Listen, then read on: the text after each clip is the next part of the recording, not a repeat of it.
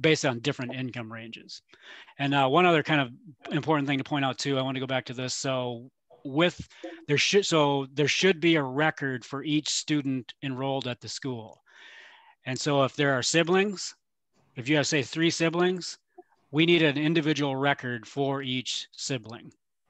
Okay. And so, and then the way I would treat this, and I understand that there generally is assistance or a reduced rate based on if you have more than one sibling at a school.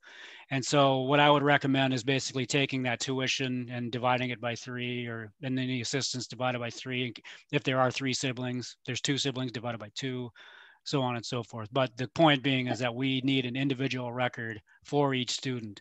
We can't, if there's 3 siblings, we don't want one line for 3 different students, if that makes sense. So those are really what's that? I was asking Joe if that helps explain what we're looking for. Yeah, it does. Just means I have to go back and do some more. I'm in the same boat. To your principal's comment that they report this kind of stuff all the time, I know that schools report a lot of data to the Archdiocese. We've asked multiple times to get as much data from not only the school's office, but the other various offices. We've actually been able to get a lot of the information we originally requested. This, however, is one of them that the school's office has adamantly assured us that they don't collect it to this level of detail in the format that we're looking for. It's possible that maybe between 2 or 3 different reports they've submitted that a lot of this is there, but this is really what the Rich and his consultants need to do the analysis they're looking for. So unfortunately it's not available, certainly at least in the format we're looking for. They probably don't have it in the complete depth. They have some of it, but not all of it. That's what I believe is probably true. Right. I would say the good news is both this and the parishioner contribution information is stuff that's already in a computer database. Taking the school information as an example, it might well be that the financial information is in one database and the demographic information is in a second database. But if you can do an export from the 2 databases and you have a common indicator like the student's ID number, you should be able to put those 2 spreadsheets together, and then you've got the what they're looking for. I wish it was that easy. Well, that's why we're here on this call, to help try. I understand. I'm just saying I wish it was that easy, but I know what you're saying. Hey, Rich, do you want to show some of your other graphs, some of the other ways the address information is being used, or the lat long information is being used? I know you have some driving maps and things like that you'll also be able to create. Yeah, so the parishioner households, what we'll often do is we'll do a drive time analysis from the parish. And so here, just to get an idea of how far parishioners are driving. So in this case, what you're looking at, again, all fabricated data. And what we do is create different drive time zones. In this case, we did 5, 10, 15-minute drive times. And so when we create these zones, it's based on the underlying street network. So where you have things like interstate highways and major roads, that's going to get, the drive times are going to be quicker, faster. And so that's why it's not like a circle around the parish. You have these different shapes. And so what we do with this information is we just do simple analysis like this, where we'll show, how many registered households at that particular parish live within a 5, 10, 15-minute drive time, what percentage of the total that is. And then you'll have other Catholic households as well that are not registered with that parish that probably live within those time zones. And so we'll report those as well without kind of pointing them out. I don't have actually a map for this, but you can kind of picture it. So I kind of showed this. One thing we'll do with like student data. So here I'm looking at showing median household income, but we also have information. Let me show you this.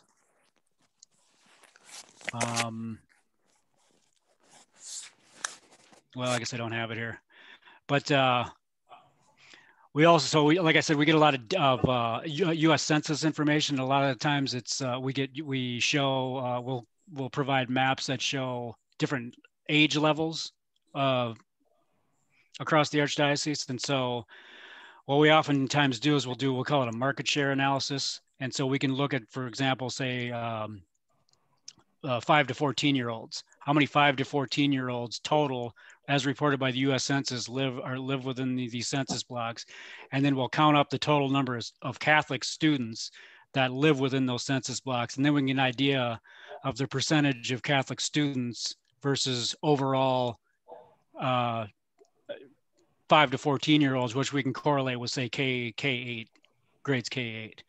And so we'll do analysis like that as well. So, you know, when we do our analysis, it's really... Let me ask you, why didn't you go after the data and go to the families and go to the kids and go to the kids' ages, and you would know, because you will know Catholic kids who may not be going to Catholic schools.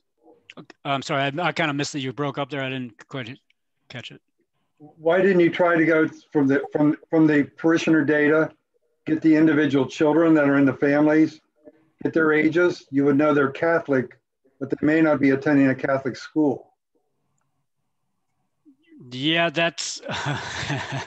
In a lot of cases, less than half the families can afford to go to a Catholic school. I understand that, but the problem is that who tracks that information? We know you track registered households, but do you track registered households and how many family members they have and how old they are? Yes, because you've got baptisms and confirmations that people go through your for lack of better, your parish school religion or CCD or Sunday school, whatever you want to call it. And you've got those people that are Catholic who are going through getting the sacraments, but may not be attending a Catholic school. Yeah, and we have collected faith formation information, enrollment information. And so we take that into account. But as far as like actually collecting addresses, I'm just saying. Yeah, no, I understand what you're saying, but you see the ask that we're already asking just for asking Catholic students and parishioner registered households, and now we're trying to minimize the amount of data that we ask, because what I'm not seeing is the target you're trying to hit. Target we're trying to hit. What do you mean? In terms of all the data. So the information. It sounds like you would say, well, we're going to assume that with this is how many Catholic kids are there, but your Catholic kids are going to be understated. Right, and they're going to be understated in terms of overall kids, but they're not going to be understated in terms of the kids that attend a Catholic school. In terms of Catholic school enrollment, right? Versus I understand. Which is what we're looking for. Yeah.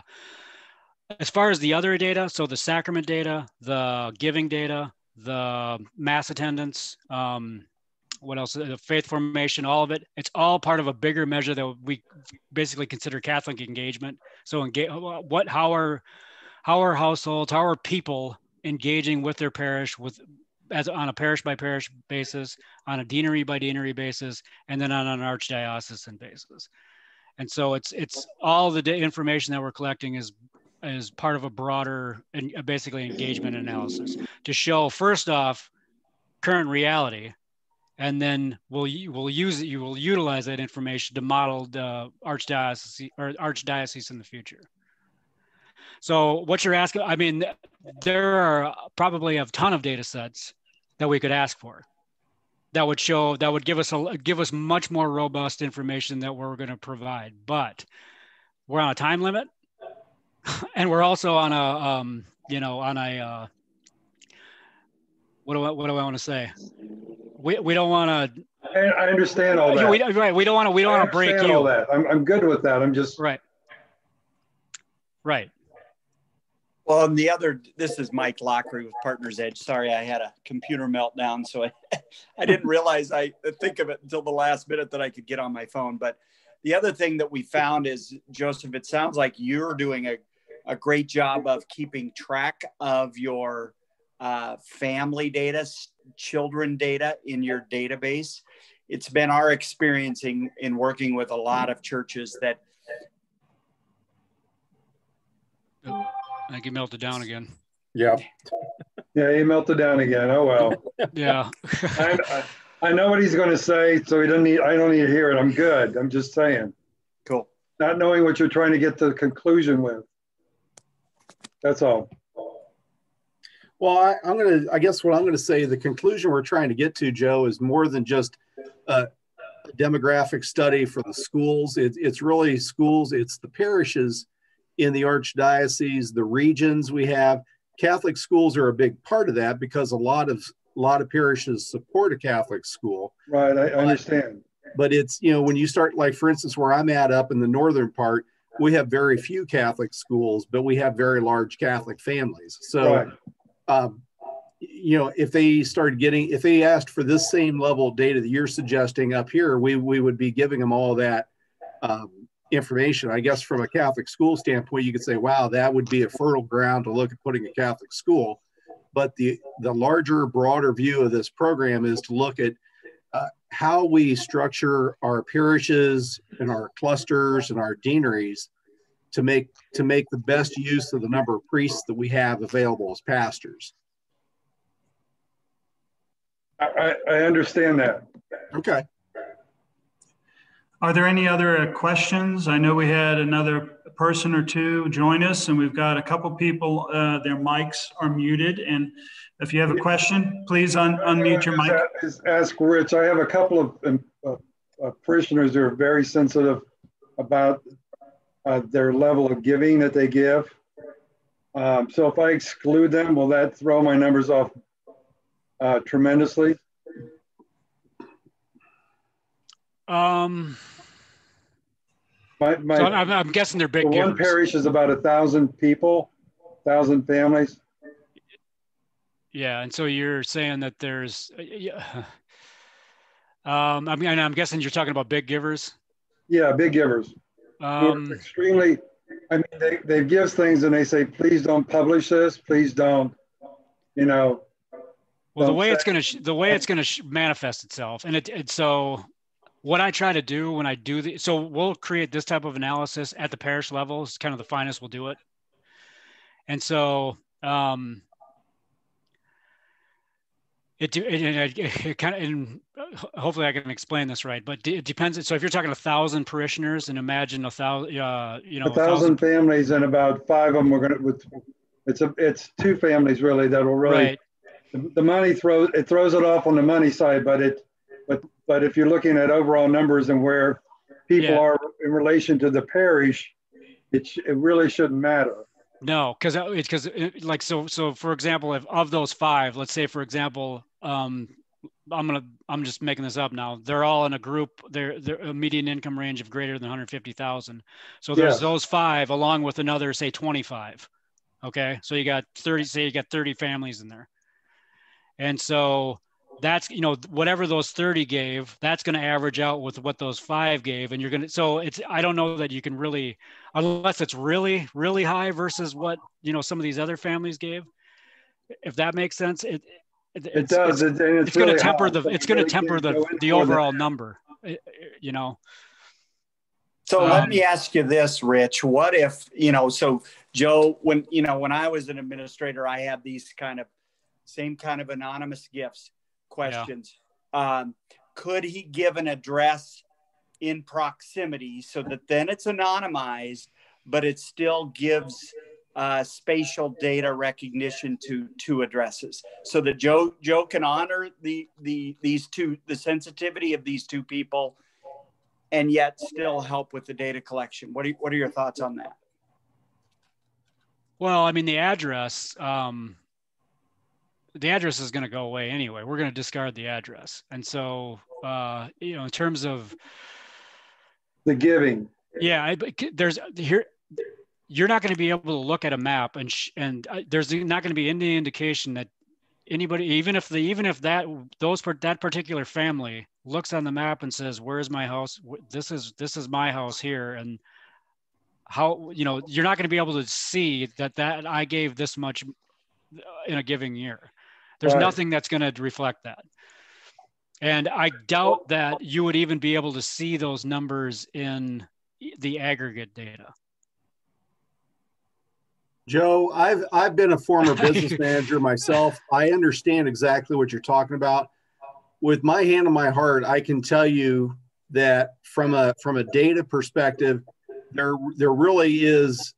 I'm going to say it's like a 0.0044% chance that anybody could ever walk their way back to identify that family X who lives on Drury Lane gave $1 million to this parish.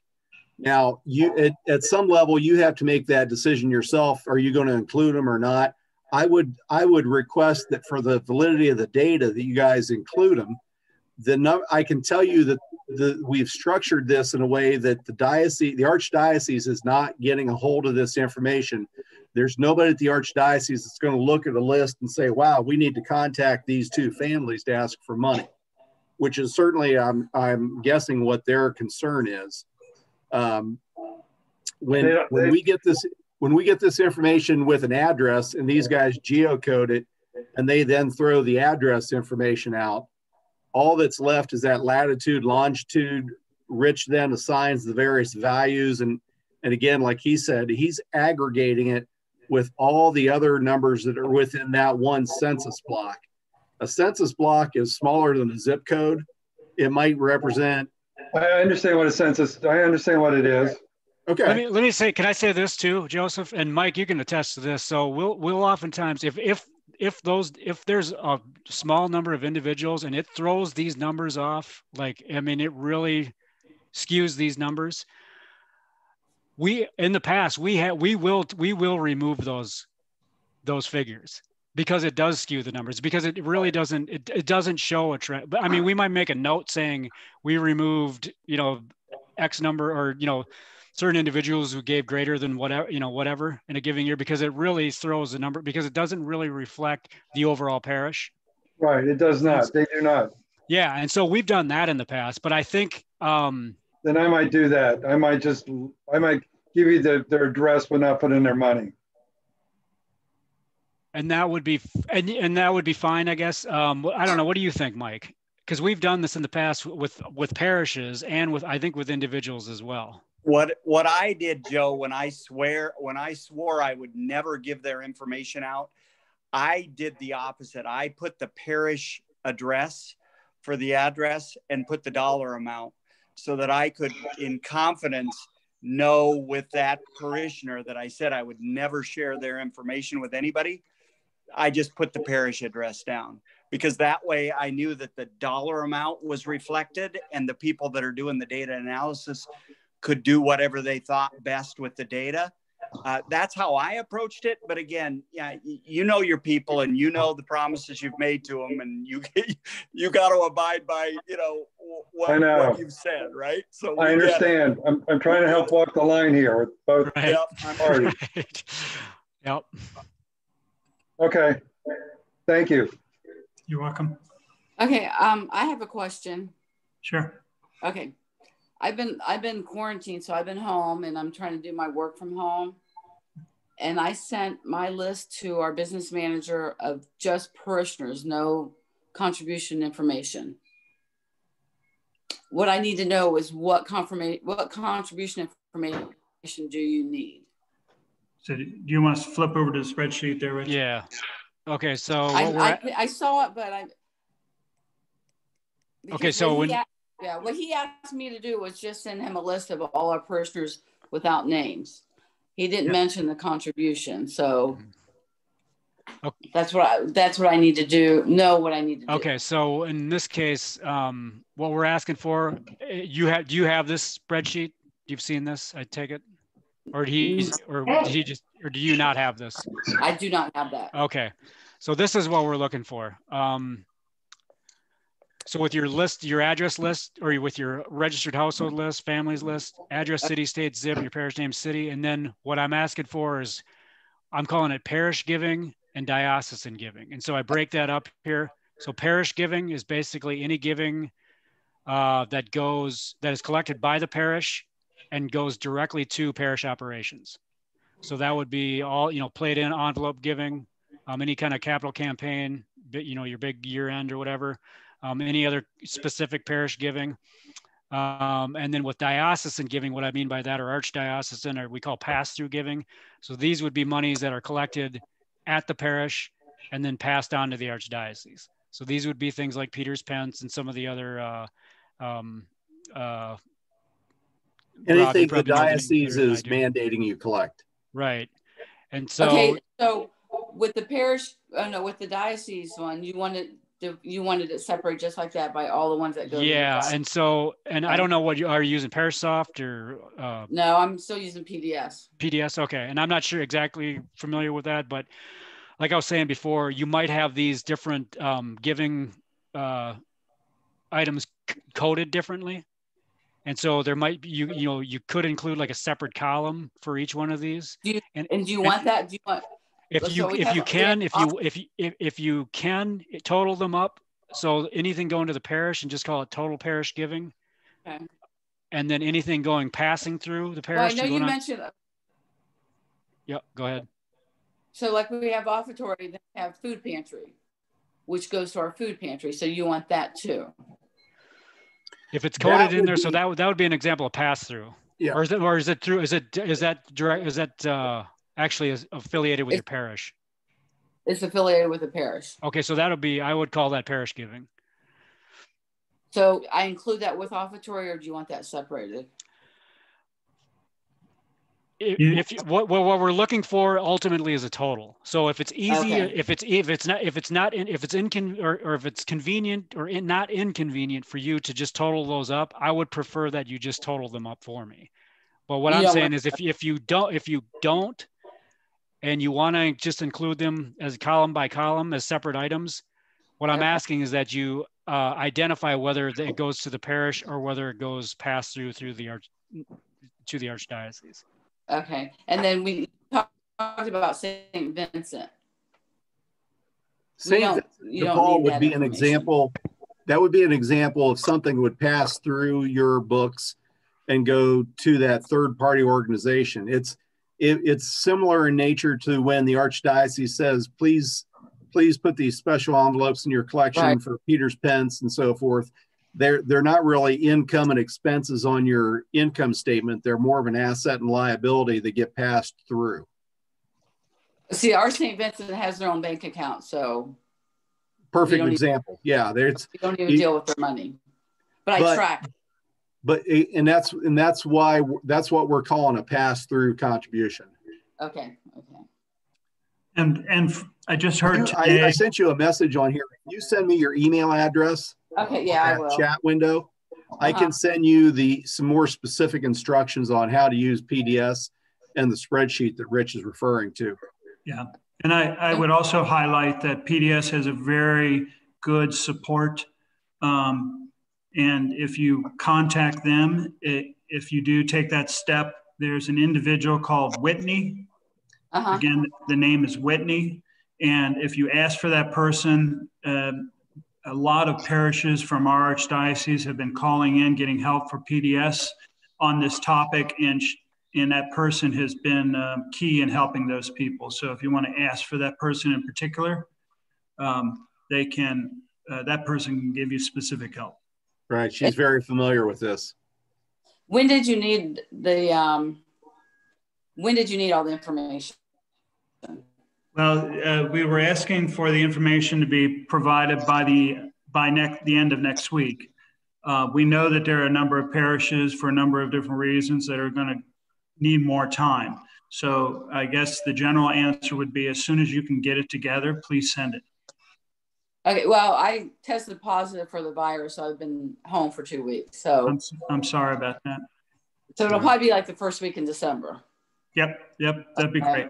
Yeah. And what year am I getting this information from? One of two choices, either fiscal year 2019, which would be July 1 of 18 to June 30th of 19, or calendar year 2019. Either one is suitable, but the one thing we don't want is anything that involves 2020, because we're afraid the impact of COVID on Right. church attendance and so forth would impact that number. Okay, Yeah, so we're basically asking for the most recent giving year that isn't COVID, depending on how your parish reports their financials, whether it's fiscal or calendar year, but nothing in 2020. What's that? Like, should I go by how our bookkeeper reports the diocese? Yes. Okay, because I maintain the PDS, but I don't do any of the bookkeeping. Right. Okay. Okay. And then I'm a region with 4 parishes, so I'm assuming you want all 4 parishes separate? Yes, Yes, please. Okay. Well, and make sure, I mean, you can send, if you want to send this, if you want to send this information, but like in one sheet for all 4 parishes, just make sure you include that parish name and parish city. That way I know what parish that household belongs to. Well, I mean, I have everybody PDS separated by a keyword, so that's easy for me to do by parish. Okay. Yep, that's fine. You can send it that way as well. Yep. Okay. And then who am I sending this to? You can send it. You can send it to me. Many of the parishes are giving it to the pastor, and the pastors are sending it on to the deans. So the pastors should know that process. But if at the end of the day you just want to send it to somebody, you can send it to me. Okay. Yeah. All I got was an email from our pastor attending this meeting, so I really didn't have a lot of information. Yeah. Yeah. Well, thank you for joining. Yeah. Tom, you should remember how that things go, right? Yeah. Yeah. Well, I know you're going through a difficult time, and I really appreciate your help, and thank you for trying to take care of this while you're at home. So. Well, I'm at the end of it, so I'm feeling pretty good today. So. Good. Glad to hear that. Yeah. Okay. I think that's all I had. Okay. Joe Brody, do you have any specific questions? No, I've just got to get the powers. I just got this last Thursday myself, and so I'm working on it as fast as we can. Okay. Okay, and I know we've got one other gentleman on the call, and I'm trying to move the screen around. Is it Chow? Yes. Is there any specific questions that you have that we can help with?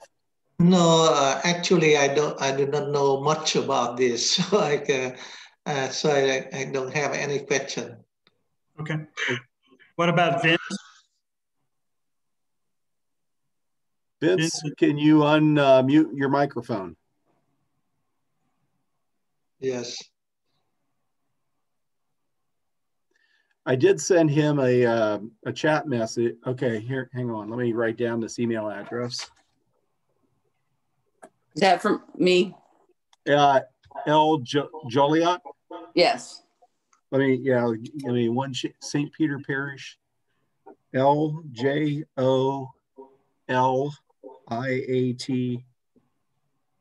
Yes. Okay.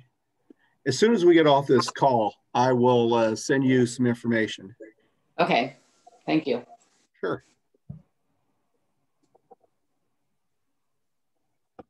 Tom, can you send me a copy of that slide? Sure. Oh yeah. I'll give you my address. That too. Do you want to put that up, Joe? Tom? Yep. Yeah. Let me go ahead and share my screen here a second.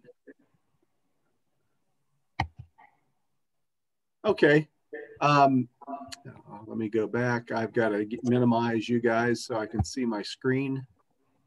There I am. Okay, hang on. I don't think I'm sharing the right screen. You went one slide too far. You went to the end of the presentation. Just cancel it. Yep. Okay, I think I need to go back and do that one more time. Give me 1 second.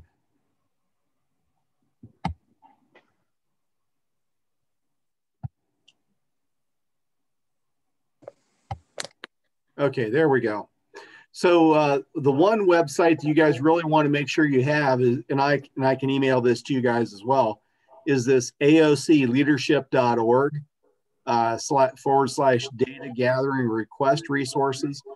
On there are the current Excel spreadsheet where has the latest revisions of what we're asking for, as well as hopefully some training videos and some detailed descriptions that will help you out specifically with PDS. You'll see contact information on there, including an email address for both Rich and myself.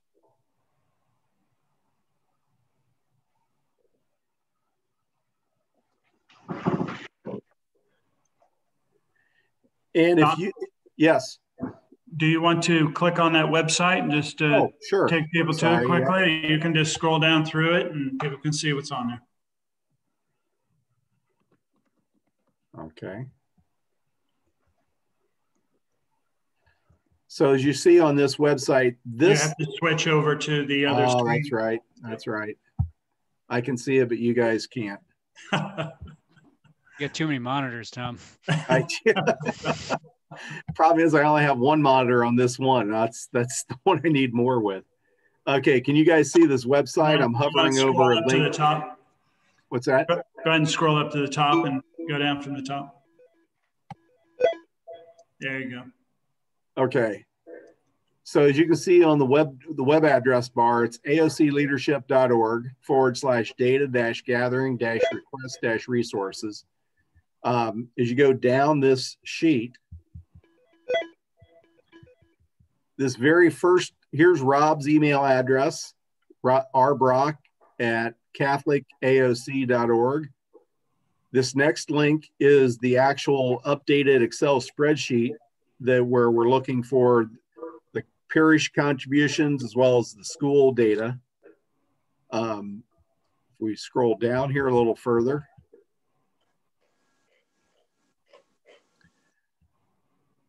this data gathering instructions for parish staff. And if I don't know if any of you guys are using Gabriel yet, but if you are, Bill Malley at this phone number is a very good contact. Yeah, we're switching over in 2 weeks. Okay. We were supposed to do it this week, but of course I couldn't do it. So has Bill already extracted the information for the conversion? Yes. What we were going to do, well, what he's going to do this week was take everything from PDS and do it all. Okay. But I've got it ready for him. It's just okay since I've been off. Yeah. I was just going to say, if he is in the midst of helping you on that, maybe he can help you pull the report together very quickly. That's true. Good point. I mean, I don't think I am not doing anything with him until like the second week in December now. Okay. Well, then it's probably best for you to go ahead and yes. Okay. We do have on here an explanation of how we're using or why we need the address information and how we're going through a geocode process and then getting rid of the addresses. So if you need that to talk to anybody, that's out there on our website. Okay. Training videos, ParishSoft, PDS. This one for you would probably be I think for all you guys said you're using PDS, this one would be a very helpful training video. Who is that lady from PDS again? Whitney. Whitney, okay. And one of the things you can see, we're on this support call right here. We actually have recorded the 3 previous support calls. So if you felt like going through any of those, there may have been questions that were brought up on those that are similar to what you've got here. And just some other ancillary information you may want to browse through if you've got time. Okay, thank you. You're welcome. Rich, is there anything in particular in the PowerPoint that you would like to just highlight, or have you gone through everything? I think that was it. Okay. It's really, the address information. It's really most of the questions are generated around that, and hopefully I kind of gave you enough detail to. Well, and we know that the data isn't going to be just 3 or 4 slides that you are going to provide. It's going to be hundreds of pages of data and analysis. So Yeah. What you provide back to us is going to be a very large report, and going to take a lot of time for you to walk us through what that means. Right. Yes. One quick question for the lady on the iPad. What is your first name? Laura, Laura. All right. Thank you. You're welcome.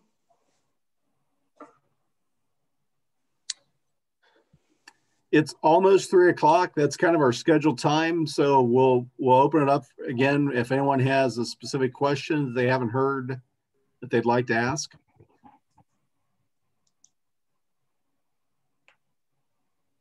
I'm good. Okay. Good.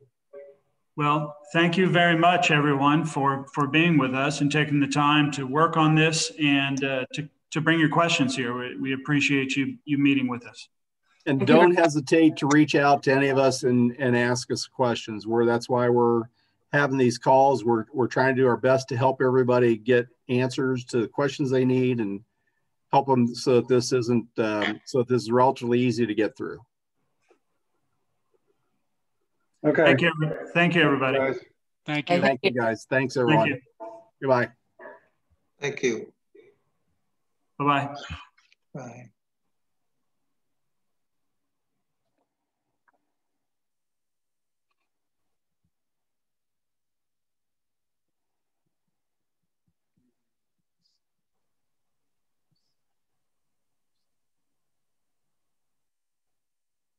Okay.